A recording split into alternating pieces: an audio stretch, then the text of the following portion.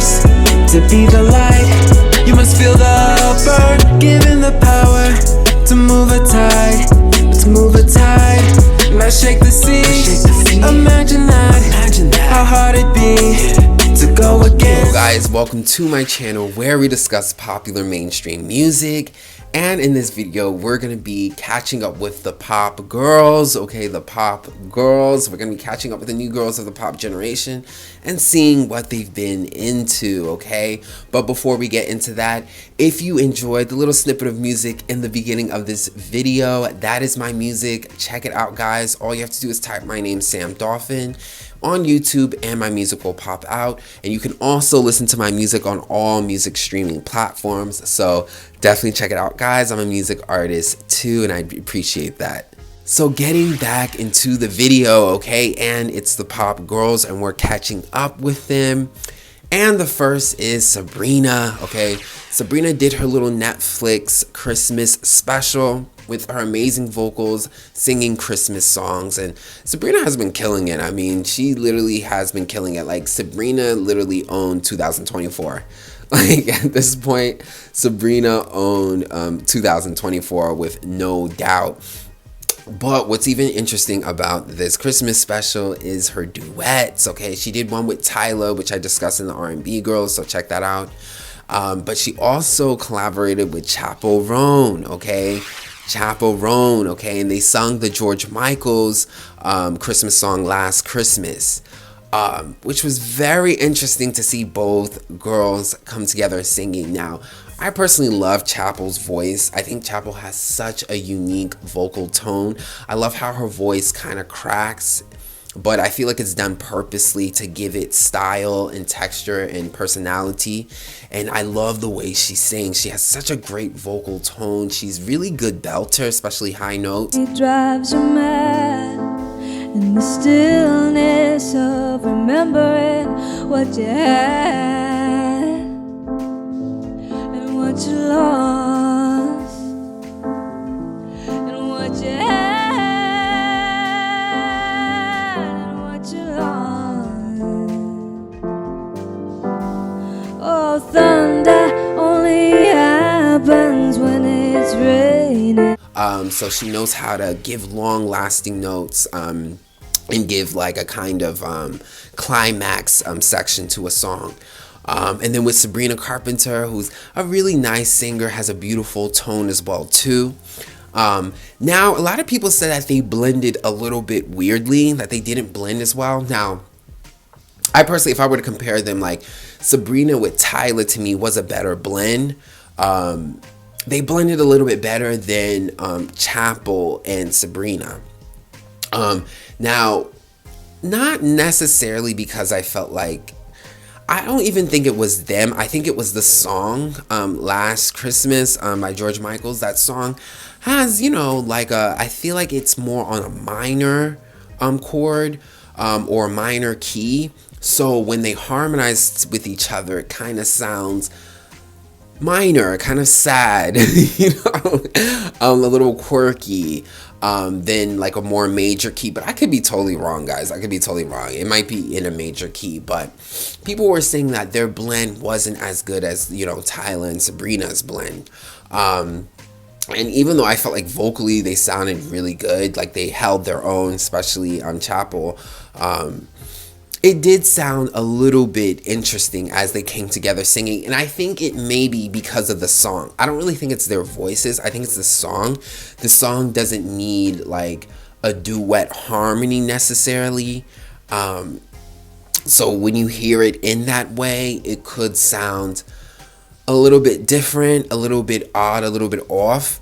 But I don't think it was them vocally. I really don't think because they sounded nice vocally. I thought they did a great job vocally. Tell me what you guys think if you guys heard it. I thought they did a really good job, but I think the awkward blend is the fact that the song isn't really a two-part harmony song. And I think the song is more on the minor part, so it does sound a little bit interesting when you harmonize it as a duet.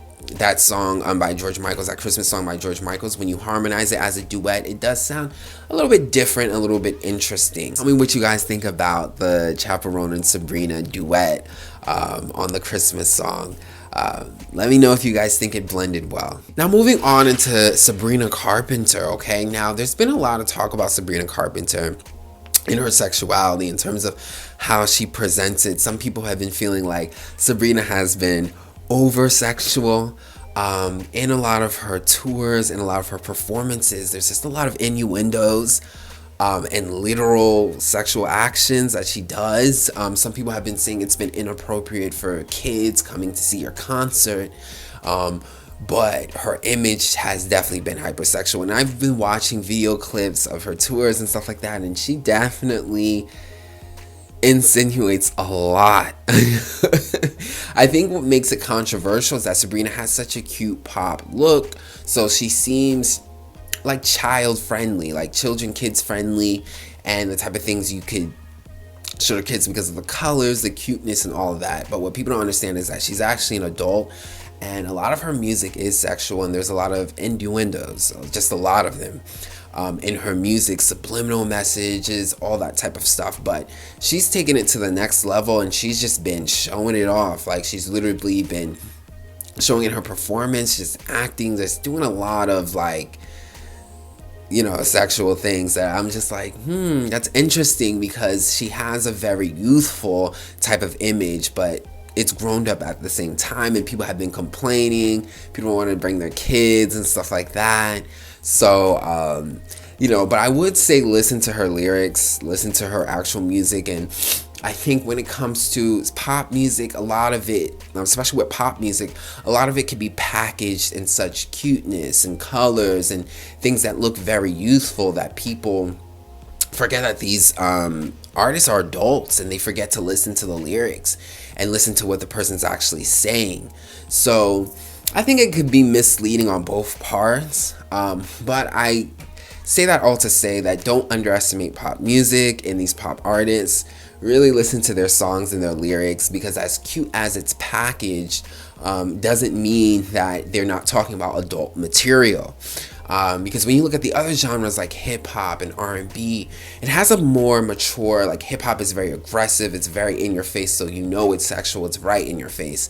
R&B is very adult, very mature, so it has a more mature image to it, so people can kind of see, the adult content. But when it comes to pop music, a lot of it is very youthful, very colorful, and people can forget that there's still adult content in this music. So what do you guys think about Sabrina Carpenter, her sexuality? You think she's overdoing it? You think it's too much? Do you think she's misleading? What do you think? Okay, very interesting, the stuff that she's been doing on her tour. Now moving on to Tate McRae. Okay, Tate McRae, like a month ago, she's released her new music video for her single 2 Hands. And her music video is crazy. I was meaning to talk about this already, but I haven't got to it, so I'm doing it now. But her music video is super, super fire. Choreography is on point as always. Like I said, Tate McRae is the top dancer for the pop girls, like the top dancer. In her music video definitely showed that very edgy. It's actually very interesting because it's everything I kind of predicted. I was like, it's probably going to be very edgy. It's probably going to be some strong dancing, but the dancing is incredible. The choreography is amazing, thanks to Sean Bankhead and Tate McRae being an incredible dancer, being able to execute the choreography in such an amazing way. Really good, very edgy music video. I wish that the song got more attention. It didn't pop off the same way Greedy did, and even It's Okay, I'm Okay. It didn't pop off that way. 2 Hands hasn't popped off like that, and this is like the first single in a while that hasn't really popped off for Tate McRae, crazily, which I'm really shocked about, because people ate up It's Okay, I'm Okay, you know, and Greedy, which are very up-tempo dance pop songs. But for 2 Hands is a little bit more silent, which did surprise me a bit, because I thought this was going to be like a hit jam. But it has been going a little bit under the radar. It's not as big as. So tell me what you guys think about Tate McRae's new video. Do you feel like it should have gotten more attention? I definitely feel like it should have. But, you know, there's a season for everything, okay? There's still more that Tate McRae has to put out, and I know that she's actually working on a new album, so I'm definitely excited to see what more videos and more music that she has to come up with. I also would love to see her do a slower song, maybe more of a ballad, go back into a little bit of her sad girl era, not to like completely go there because I love her dance and her up-tempo music, but maybe just to switch it up a bit. Maybe people want a slower jam, a slower song, because we got like really fast up-tempo songs already, so it could be in her favor to switch it up just a bit. But what do you guys think about the Two Hands video, the music, the song? Do you guys like it? Do you guys think it should get more attention? Do you think it's underrated? I do. I think it's underrated. Let me know what you guys think in the comment section. Now, going into Camila and Normani. Now, this is very exciting. Recently in an interview, Camila and Normani, Camila has said that she's reconnected with Normani, which is crazy because if you guys don't know, with Camila and Normani, they have a very interesting history. Of course, they're in Fifth Harmony both together.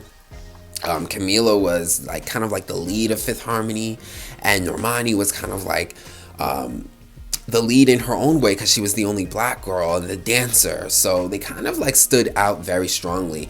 Out of all the girls in Fifth Harmony, Camila and Normani are the standout stars, at least in my opinion. Lori Haregi is really good too. But it's been said, okay, Camila in an interview, that they have reconnected. And I think that's freaking amazing.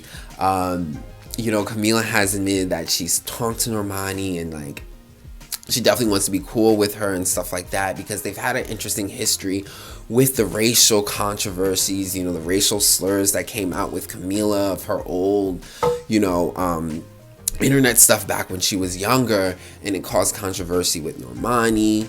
Also, the fans attacking Normani and throughout the group, and there's been a lot of mess and controversy between the two, which caused a lot of friction. A lot of their fans kind of like at war with each other. So hearing that they've been connected, that Camila wants to connect, is absolutely crazy, and also that they could possibly do a collaboration together. I think that would kill everything. That would literally kill everything. Camila and Normani doing collab together would literally shut everything down. It'll get so much attention, and I also think it would just benefit both of them amazingly. Like there's been a lot of drama between Camila, Sabriana, and Sean, but there's nothing that beats the Normani and Camila rivalry.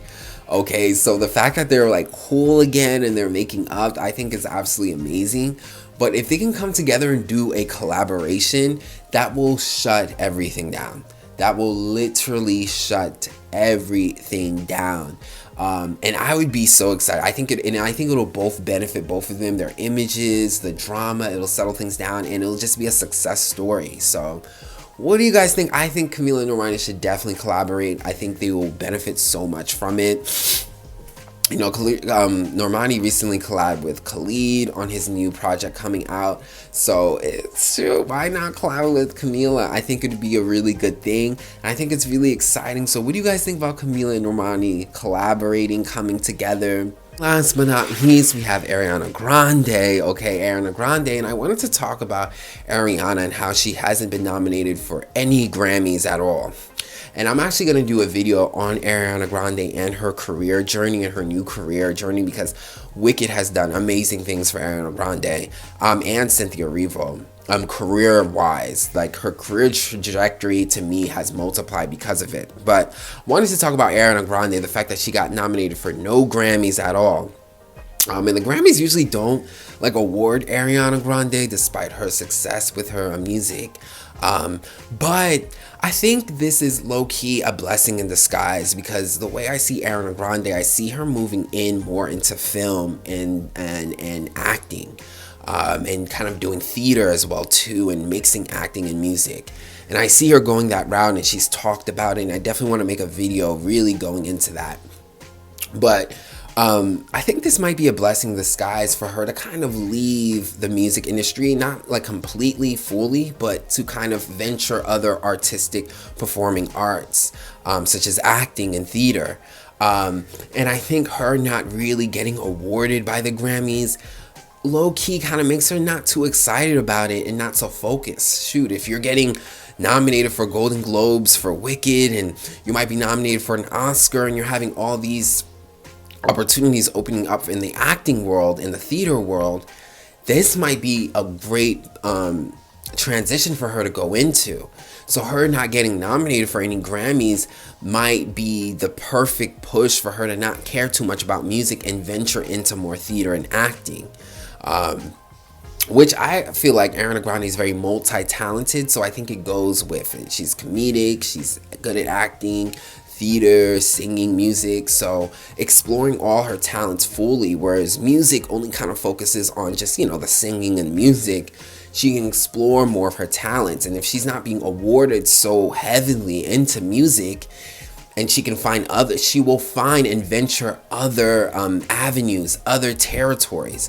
So even though it's sad that she didn't get nominated for any Grammys, I think it's a blessing in disguise for her to explore her career even more and venture into the acting and theater world, because she's multi-dimensional, and being pigeonholed just to music can be very boring. It can be very boring to her. You know, she's done it all. She's done the tour. She's done the big performances. She's done it all, the music videos, all that type of stuff. She's done it for 10 years. So it might be boring, not as much of a challenge. So I literally look at her not getting any Grammys as a blessing in disguise to push her into different avenues in other places. And she'll be recognized there too, because she's already nominated. Her and Cynthia Erivo, they're already nominated for a Golden Globe. So it's a blessing in disguise. What do you guys think about Ariana Grande getting no Grammys? I think she'll be fine, and I think it's a way for her to push her into different avenues. But tell me what you guys think about it in the comment section below. And yes, that is the Pop Girls, okay? We'll catch up back with them on the next videos. But thank you for watching, guys, and we'll talk more later. And don't forget to check out my music as well, too.